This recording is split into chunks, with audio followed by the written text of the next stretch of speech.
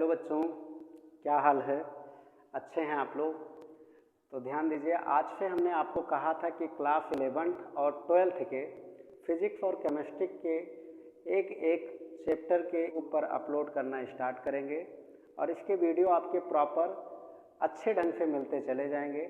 तो जो बच्चे आपके कोचिंग अफोर्ड नहीं कर सकते हैं या इधर उधर पढ़ाई नहीं कर सकते, अब कहीं जाने की ज़रूरत नहीं है, उनको सब आपके मटेरियल यूट्यूब पर आसानी से फ्री में मिल जाएंगे।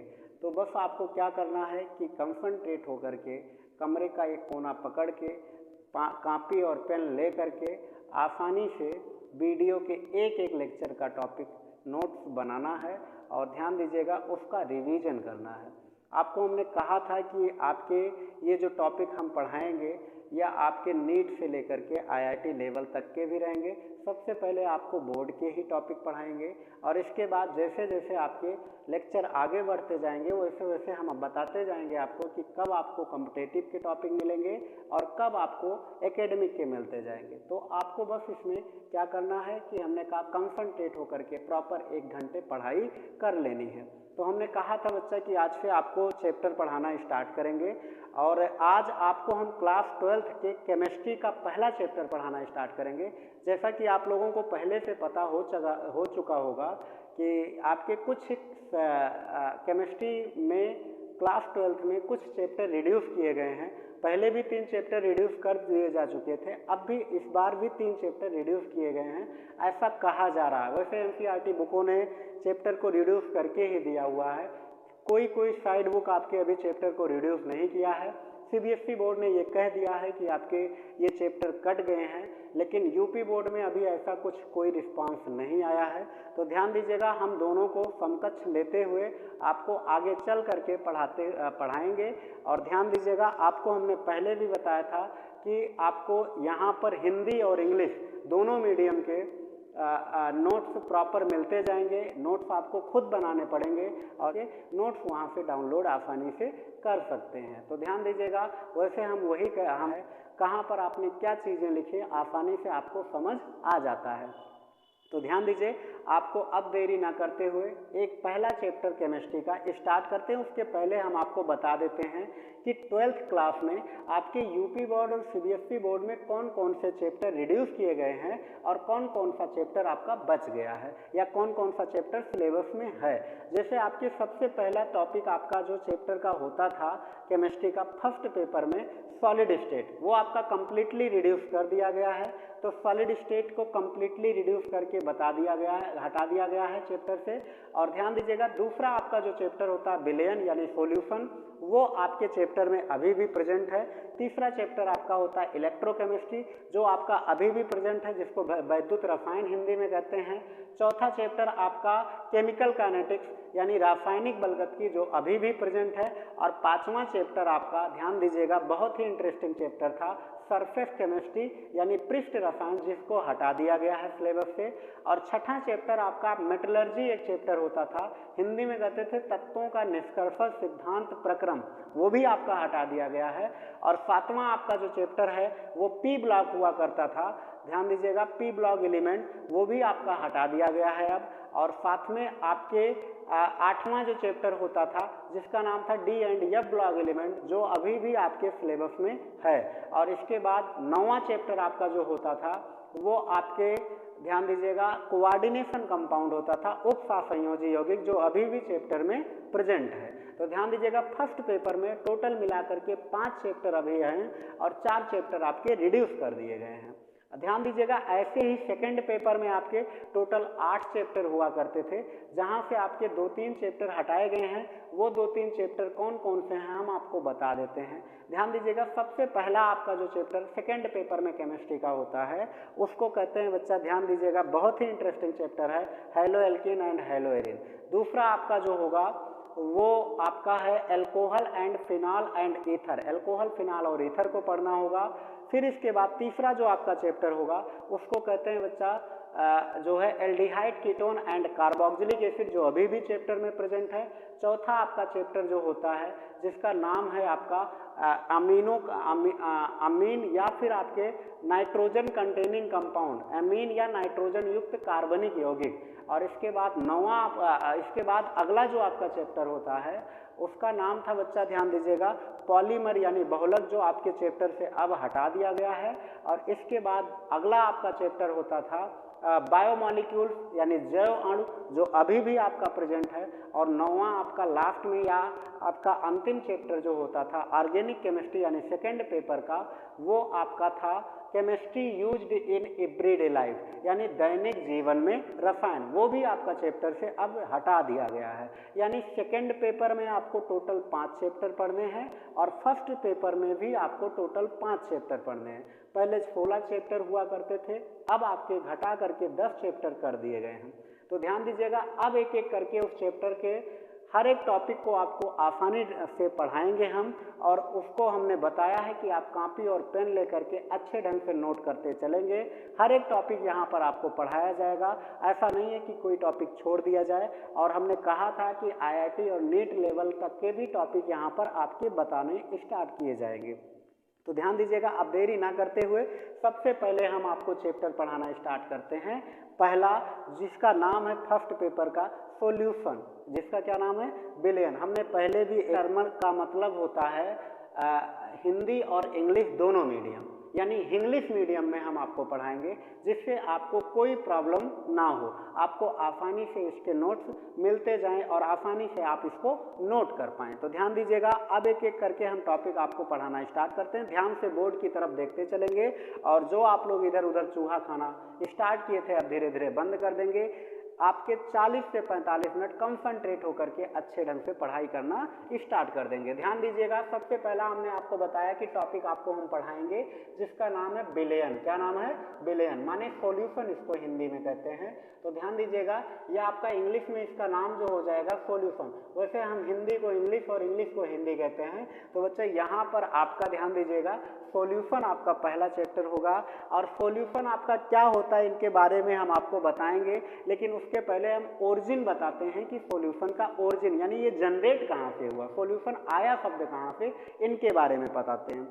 तो ध्यान दीजिएगा, इसके पहले आपने एक 9, 10th 11th में और या फिर 6th 7th 8th में एक टॉपिक बहुत अच्छे से बहुत फेमस हुआ करता था जो आपने पढ़ा भी होगा, जिसका नाम है मैटर, माने पदार्थ। मैटर से कुछ याद आ रहा होगा आपको, वो आपके गांव का मैटर नहीं कि हमारा इनसे उनका चक्कर चल रहा था, वो मैटर तो आप लोग करते आ रहे हैं क्योंकि वो एज आपकी ऐसी हो चुकी है जिसमें बहुत सारी बदमाशियाँ या गलतियाँ होती रहती हैं। हम लोग भी छोटे थे तो बहुत सारी गलतियाँ करते रहते थे और ध्यान दीजिएगा उसके लिए बहुत मार पड़ती भी थी।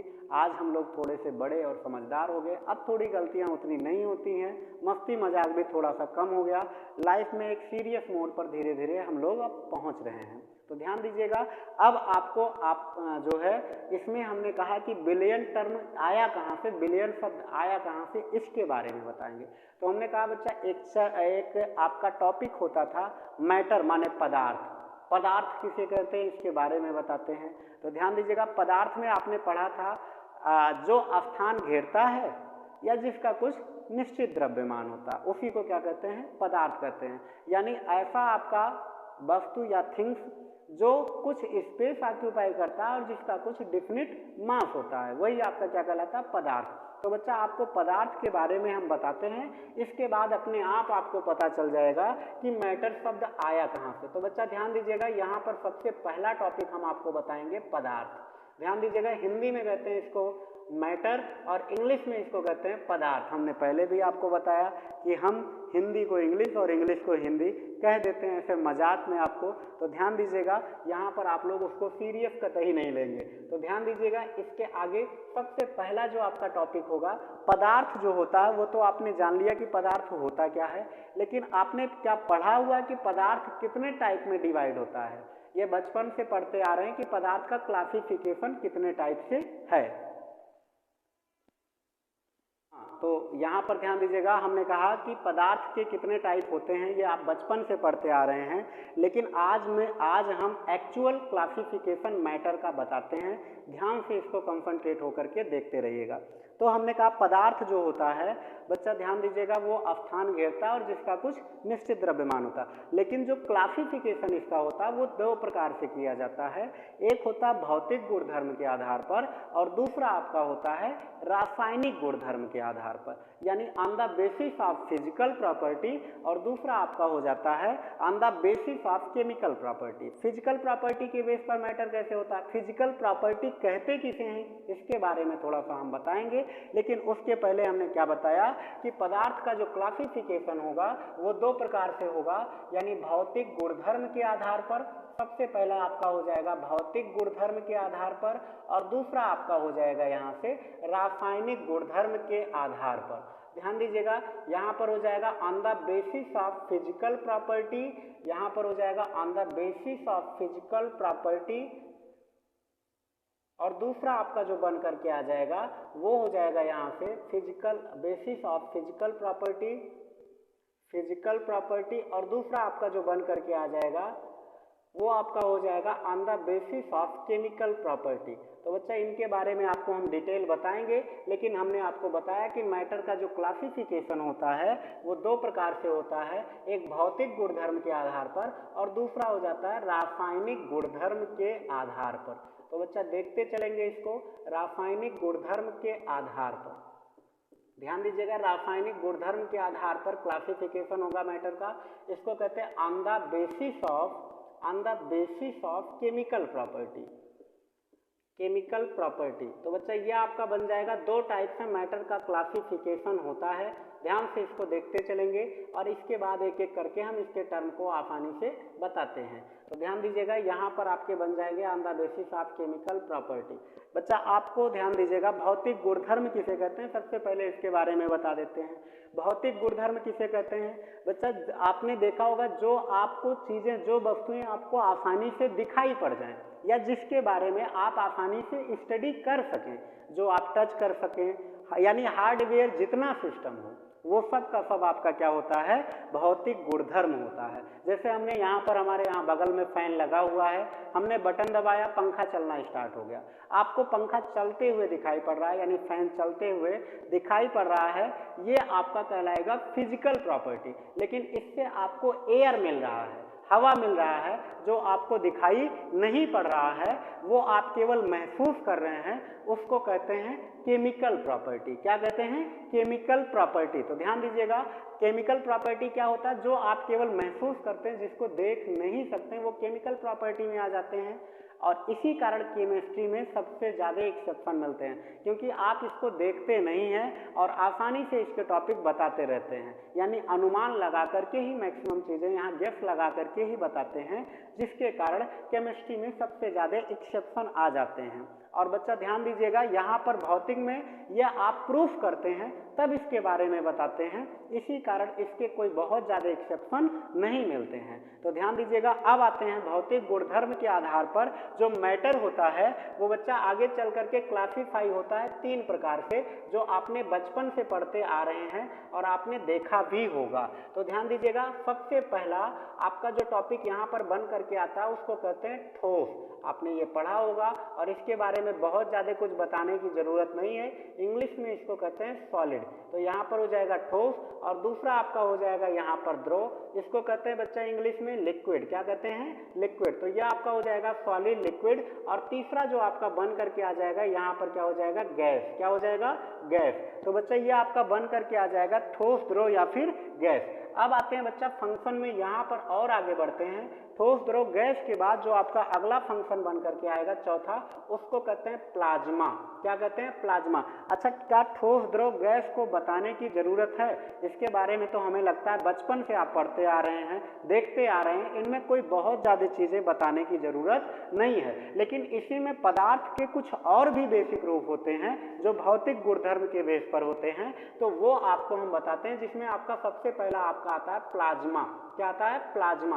प्लाज्मा किसे कहते हैं इसके बारे में थोड़ा जान लेते हैं। आपका प्लाज्मा क्या होता है इसके बारे में हम बताते हैं, लेकिन उसके पहले या फिर इसके बारे में हम जान लेते हैं। जो प्लाज्मा होता है बच्चा, वो क्या होता है? पदार्थ का ऐसा रूप होता है जो ना तो परफेक्ट सॉलिड हो और ना ही परफेक्ट लिक्विड हो। सॉलिड और लिक्विड के बीच का पोर्शन होता है, यानी दोनों का कॉम्बिनेशन रूप में पाया जाता है। जैसे आप कह सकते हैं जेली, जैसे आप कह सकते हैं जैसे आपका नाक बहता रहता है, ध्यान दीजिएगा। तो ये सब आपके जो होते हैं ये आपके प्लाज्मा के रूप में आते हैं, ध्यान दीजिएगा। और ये आपका ना तो परफेक्ट सॉलिड होता है और ना ही परफेक्ट आपका क्या होता है? लिक्विड होता है। तो ये पदार्थ का आपका या मैटर का चौथा रूप होता है जिसके बारे में आपको जानना है। तो ध्यान दीजिएगा, यह आपका हो जाएगा पदार्थ का चौथा रूप। फिर पांचवा रूप आपका जो बन करके आता है उसको कहते हैं बच्चा यहाँ पर बोस-आइंस्टीन कंडेंसेट। क्या कहते हैं? Bose-Einstein condensate. तो यहाँ पर आपका जो बन करके आ जाएगा बोस-आइंस्टीन हो जाएगा यहाँ पर, और साथ में क्या हो जाएगा? कंडेंसेट। बोस-आइंस्टीन कंडेंसेट कहते हैं, ध्यान से समझते चलेंगे। बोस-आइंस्टीन कंडेंसेट इसको कहते हैं, हिंदी में भी इसका नाम है बोस-आइंस्टीन कंडेंसेट। आपके इंडिया के एक बहुत फेमस साइंटिस्ट थे जिनका नाम था जेसी बोस या जगदीश चंद्र बोस, उन्हीं के नाम पर इसको बना हुआ है। और आइंस्टीन के नाम पर यह आपका पदार्थ का अगला रूप बना हुआ है, ध्यान से समझते चलेंगे। बोस-आइंस्टीन, और इसको कहते हैं हिंदी में कंडेंसेट। तो ध्यान दीजिएगा, यह आपका होता है बच्चा, ये ना तो आपका परफेक्ट सॉलिड होता है और ना ही आपका ये क्या होता है? परफेक्ट लिक्विड होता है, और ना ही ये आपका क्या होता है? परफेक्ट गैस होता है। ध्यान दीजिएगा, ये आपका सॉलिड और लिक्विड के बीच का पोर्शन होता है, ध्यान से समझते चलेंगे। सॉलिड और लिक्विड नहीं, गलती से ये आपको बता दिया, सॉलिड और लिक्विड के बीच का पोर्शन तो आपका प्लाज्मा होता है, जिसको आपको हमने समझा दिया। जैसे आप प्लाज्मा में बताया भी आपको, जैसे आपका नाक बहता रहता है, जैसे आपकी जेली चीज़ें जो भी होती हैं पाई जाती हैं, वो सब प्लाज्मा होता है। आपने देखा होगा नमक को क्या करते हैं? खुले में एटमॉस्फेयर में रख देते हैं, थोड़े थोड़े देर बाद आप क्या करते हैं? देखते हैं कि लिक्विड स्टेट में वो अपने आप आना स्टार्ट हो जाता है। तो बच्चा ये आपका क्या होता है? ये पदार्थ का ही एक रूप होता है जो सॉलिड से अपने आप लिक्विफिएबल हो जाता है, लिक्विड में आ जाता है, जो प्लाज्मा के रूप में प्रेजेंट होता है। वैसे आपका बोस-आइंस्टीन कंडेंसेट जो होता है, ध्यान दीजिएगा, बोस-आइंस्टीन कंडेंसेट जो होता है यह आपका लिक्विड और गैस के बीच का पोर्शन होता है। लिक्विड और गैस के बीच का पोर्शन का मतलब क्या होता है बच्चा? ना तो ये परफेक्ट लिक्विड है और ना ही परफेक्ट ये क्या है? गैस है। ये गैस और लिक्विड, जैसे आपने देखा होगा वेपर, भाप, फॉग माने कोहरा। सुबह के समय में आप दौड़ने सुबह सो के उठते हैं, देखते हैं तो एक कोहरा छाया होता है, वो जब आप उसमें चलते हैं तो भीग जाते हैं, लेकिन आप खड़े रहते हैं तो नहीं भीगते हैं। तो आप उसमें चलते हैं तो भीग जाते हैं, जिसके कारण आपको पता चल रहा है कि वो लिक्विड में है, और खड़े हैं उसको पकड़ नहीं सकते हैं आप, जिसके कारण आपको पता चल रहा है वो गैस है। लेकिन वो ना तो लिक्विड है और ना ही गैस है, उन दोनों के बीच का पोर्शन होता है जो इस रूप में पाया जाता है, जिसको कहते हैं बोस-आइंस्टीन कंडेंसेट। आप लोग अगर रूम लेकर के रहते होंगे, घर पे रहते होंगे, अकेले रहते होंगे, मम्मा पापा से झगड़ा हो गया होगा और बनाते खाते होंगे, तो ध्यान दीजिएगा आप लोग रोटी जरूर बनाते होंगे। रोटी में गैस जो भरा होता है वो धीरे धीरे क्या होता है? आपने देखा होगा रोटी को जब तोड़ते हैं तो वो गैस बाहर निकलता है, अगर हाथ लगाइए तो हाथ पर वो धीरे धीरे लिक्विड नुमा जम जाता है, यानी द्रव की स्टेट में आ जाता है, उसको भाप कहते हैं। और ध्यान दीजिएगा वो बोस-आइंस्टीन कंडेंसेट का बेस्ट एग्जाम्पल है। वो तो ना तो परफेक्ट लिक्विड है और ना ही परफेक्ट गैस है। बच्चा आपका पदार्थ का एक और रूप इसी में बन करके आता है, जिसको पदार्थ का छठा रूप कहते हैं, जो आपका फर्मियोनिक होता है। इसके बारे में कोई बहुत ज़्यादा डिटेलिंग नहीं है, ध्यान दीजिएगा। फर्मियोनिक ये जरूर बताया जाता है कि नाभिकीय संलयन अपक्षरिया या नाभिकीय विखंडन अपक्षरियाओं में इसका यूज किया जाता है। फर्मियोनिक कहते हैं बच्चा इसको, हिंदी में भी कहते हैं फर्मियोनिक और इंग्लिश में भी इसको फर्मियोनिक के नाम से जाना जाता है। तो ध्यान दीजिएगा यह आपका हो जाएगा फर्मियोनिक कहलाता है। थोड़ा सा ध्यान से समझते चलेंगे। हमने कहा न्यूक्लियर फ्यूजन रिएक्शन और न्यूक्लियर फ्यूजन रिएक्शन में यह आपका फर्मियोनिक यूज किया जाता है। इसके बारे में कोई बहुत ज़्यादा डिटेलिंग नहीं है, जिसके लिए आपको हमने कहा कि ये पाया जाता है 2016-17 में सबसे पहले उपयोग में आया था या बताया गया था, इसके बाद फिर लगातार यूज किया जा सकता है। तो ध्यान दीजिएगा हमने कहा कि इसके पहले भी आपका हो सकता है ये बुकों में फर्मियोनिक आपके रहा हो। हम लोगों ने 2017 में 16 में जो न्यू एडिशन की बुक आई उसमें फर्मियोनिक के बारे में थोड़ा बहुत पढ़ा था। अब आते हैं बच्चा, ध्यान दीजिएगा, इसके बारे में थोड़ा और बताते हैं। हमने कहा मैटर का ये जो आपका होता है रूप फिजिकल प्रॉपर्टी के बेस पर, वो टोटल आपके 6 टाइप के होते हैं जो हमने आपको बता दिया। सॉलिड, लिक्विड, गैस तो प्रॉपर होता है, फिर प्लाज्मा होता है, फिर बोफ-आइंस्टीन कंडेंसेट होता है, और फिर आपका होता है फर्मियोनिक। तो ध्यान दीजिएगा, ये आपके टोटल 6 रूप बन करके आते हैं। इसको अगर आपको समझ में आ गया है तो ध्यान दीजिएगा, आप लोग इसको एक बार जरूर इसका प्रिंट आउट निकालेंगे या फिर इसको नोट कर लेंगे। फिर हम अगला टॉपिक आपको बताते हैं कि रासायनिक गुणधर्मों के आधार पर आपके जो विलेन होते हैं वो कितने प्रकार के हो सकते हैं। तो ध्यान दीजिएगा, ये आप जरूर इसको नोट करेंगे, इसका प्रिंट आउट निकालेंगे। तब तक हम देख लेते हैं कि ये जो कैमरे से वीडियो रिकॉर्ड हो रहा है क्या सही से हो रहा है कि नहीं हो रहा है। नोट करिए इसको जल्दी से, फिर आगे बढ़ते हैं।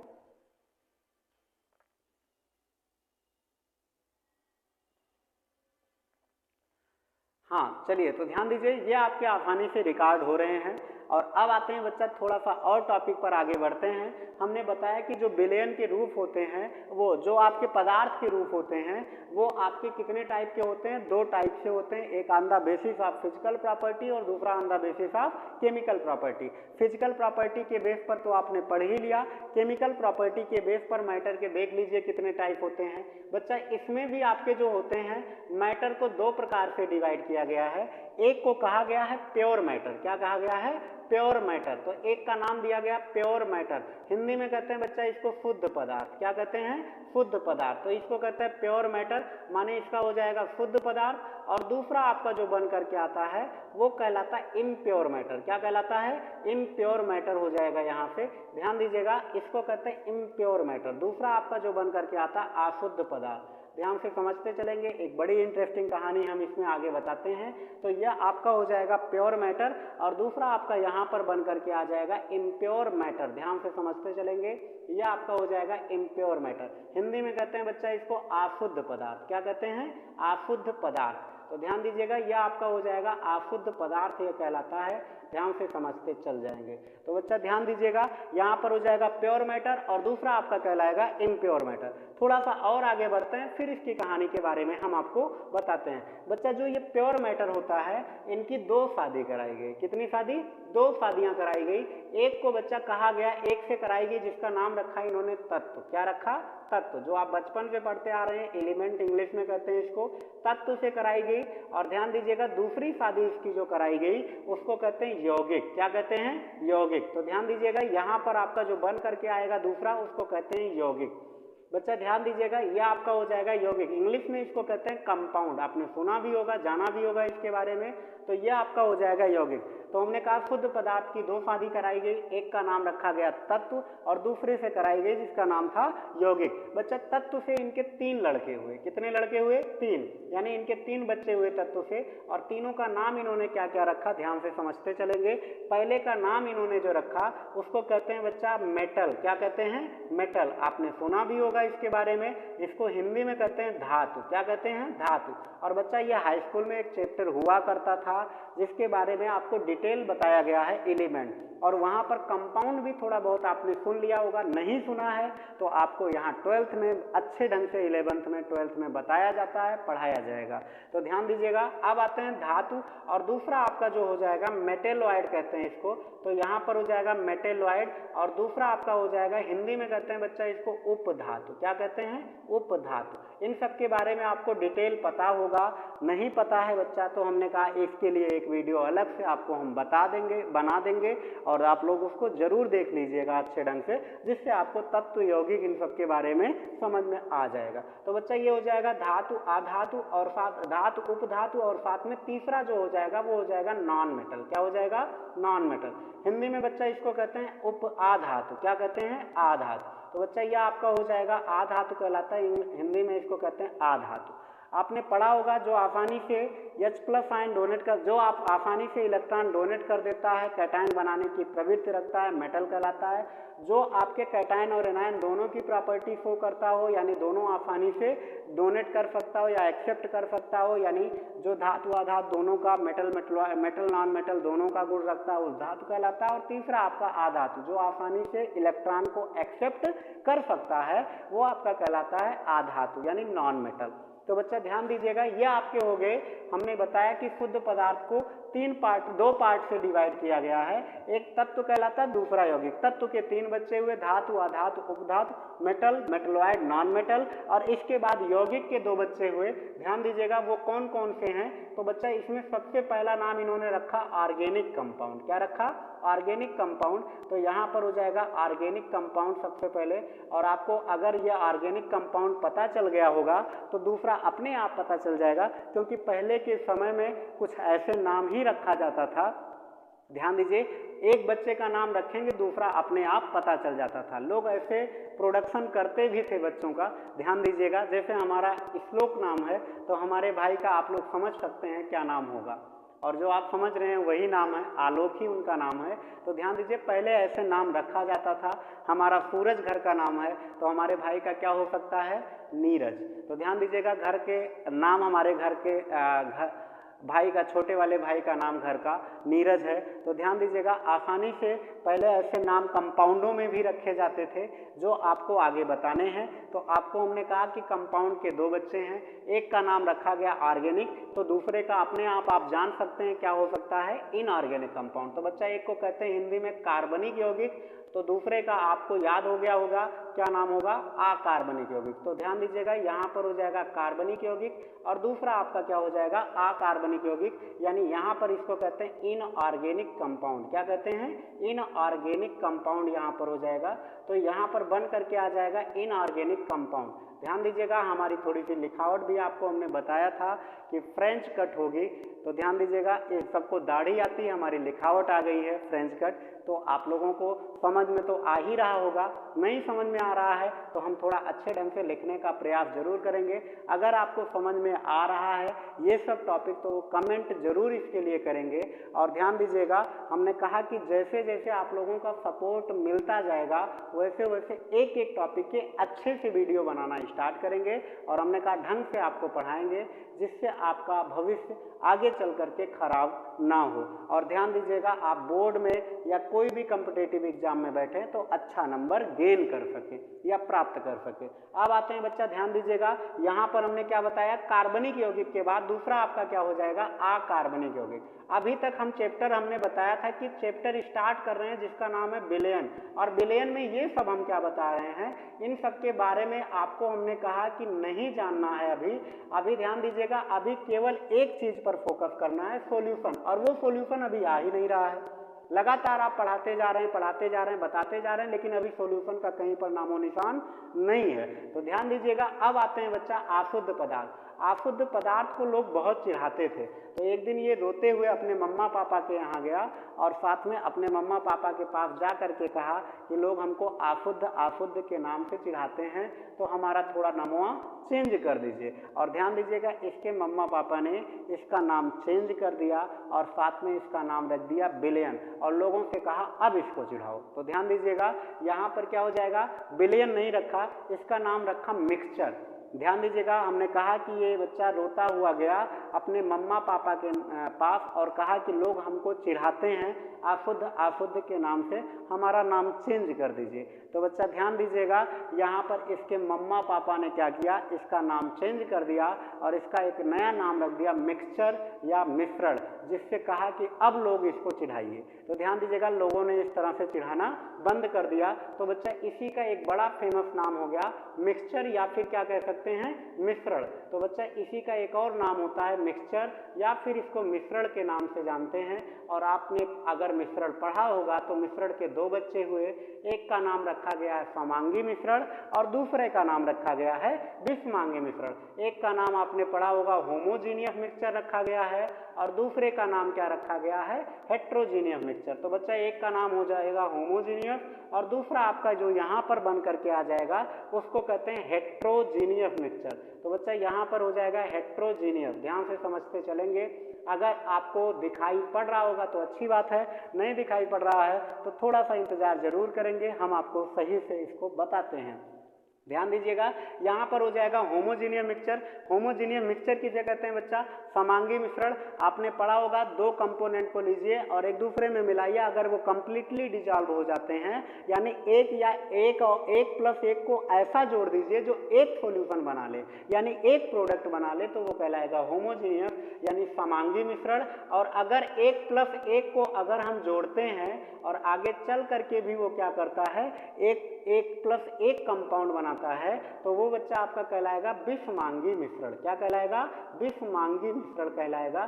ध्यान दीजिएगा, ये आपका होता है होमोजीनियस मिक्सचर। बच्चा इसी हेट्रोजीनियस मिक्सचर, इसी होमोजीनियस मिक्सचर को आगे चल करके एक और नाम से जाना गया, जिसको कहा गया आगे चल करके सॉल्यूशन। क्या कहा गया? सॉल्यूशन, विलयन आपका कहा गया। तो ध्यान दीजिएगा, यहाँ पर इसी को कहते हैं विलयन, और इसके बारे में अब आपको डिटेल पढ़ना है। ध्यान दीजिएगा, जो आपको हम आगे चल करके बताएंगे। और इस तरह से विषमांगी मिश्रण में भी दो टाइप के बन करके आगे, एक को कहा गया बच्चा कोलाइडी विलयन, और दूसरा आपका यहाँ पर नाम रखा गया कोलाइडल सॉल्यूशन। और ध्यान दीजिएगा, दूसरा आपका रखा गया निलंबन, यानी यहाँ पर हो जाएगा निलंबन, ये कहलाएगा। ध्यान से समझते चलेंगे, यह आपका कहलाता है निलंबन। इसको हिंदी में कहते हैं निलंबन, और इंग्लिश में इसका जो नाम होता है बच्चा, वो कहलाता है सस्पेंशन। क्या कहलाता है? सस्पेंशन। तो इनके बारे में भी आपको डिटेल जानना था, लेकिन ये चैप्टर आपका कट गया, तो इनके बारे में कोई बहुत ज़्यादा जानकारी नहीं लेनी है। हमने कहा कि आपको जब ये सिलेबस ख़त्म हो जाएगा तो आपको ज़रूर इन सब के बारे में थोड़ा थोड़ा डिटेल आपको बता देंगे। ध्यान दीजिएगा, क्योंकि आपके कॉम्पिटिटिव एग्जाम में तो ये आने ही हैं। ध्यान से समझते चलेगा।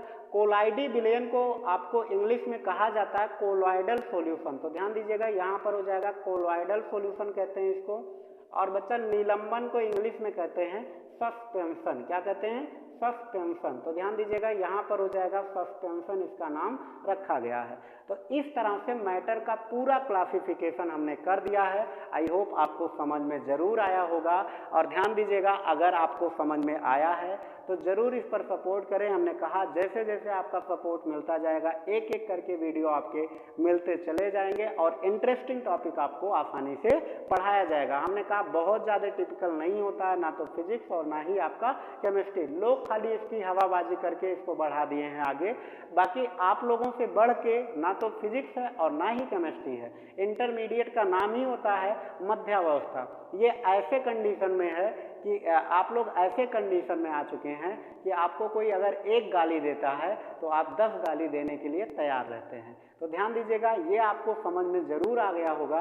अब आपको हम ज़रूर बता देते हैं यहाँ से जो आपके चैप्टर हुआ करते थे यहाँ मैटर से।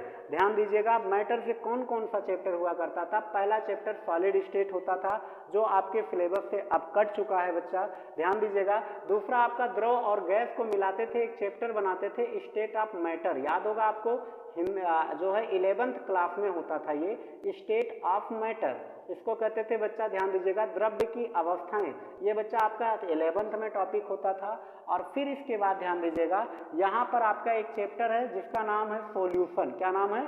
सॉल्यूशन, जो आपको पढ़ना है और जो आपको इसके बारे में डिटेल जानकारी लेनी है। ध्यान दीजिएगा, ये सॉल्यूशन आपका किसके बेस पर है? रासायनिक गुणधर्मों के आधार पर है, यानी ये भौतिक गुणधर्म के आधार पर नहीं है। और हमने अभी भी बताया था कि ध्यान दीजिएगा कि रासायनिक गुणधर्म के आधार पर जो भी चीज़ें होती हैं वो आपके 100% सही नहीं होती हैं। कुछ कॉन्सेप्ट तुक्का लगा करके बता दी जाती हैं और कुछ कॉन्सेप्ट अच्छे ढंग से बताया गया है, उसको प्रूव किया गया है। तो बच्चा आपको यहाँ पर जो पहला चैप्टर पढ़ना वो रासायनिक गुणधर्म के आधार पर पढ़ना है। पहले इतना टॉपिक आप आसानी से इसको नोट करेंगे और फिर इसके बाद हम आपको विलयन पढ़ाना स्टार्ट करेंगे और उसके टॉपिक आसानी से आपको बताएंगे। फिर इसके बाद आपको आसानी से पढ़ाना स्टार्ट किया जाएगा, एक एक करके एक एक टॉपिक को। तो ध्यान दीजिएगा, अब आपको समझ में आ गया होगा। बस वीडियो आज यहीं पर इसको बंद करते हैं। और हमने कहा कि जैसे जैसे आपका सपोर्ट मिलता जाएगा, फिजिक्स के और आपके केमिस्ट्री के प्रॉपर टॉपिक आसानी से मिलते चले जाएंगे। अब आप लोग ध्यान दीजिएगा, इसको नोट करेंगे, फिर इसके बाद आपको आगे की कहानी अगले वीडियो में आपको हम ज़रूर सुनाएंगे। धन्यवाद।